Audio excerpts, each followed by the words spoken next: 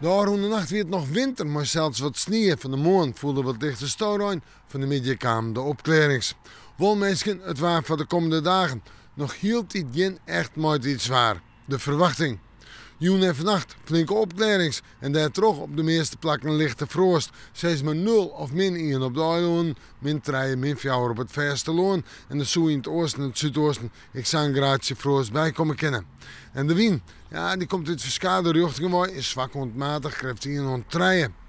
En natuurlijk de kans op gladens, maar dat geldt ik van manier en dus hak het oer het waar vanmorgen.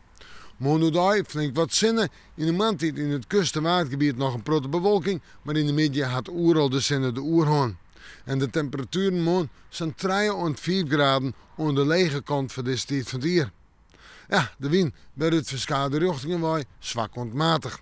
En dan komt de nacht met licht ontmatige frost, -2 en -6 graden. Dan is het weer volop winter.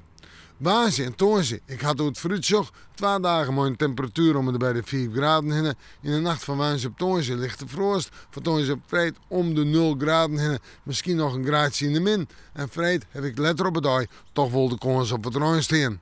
En verder op vrijdag een temperatuur om bij 6 graden. In de nacht van 0 en het weekend misschien weer sneeuw of rein. En we moeten morgen maar weer even in het waarschuwen.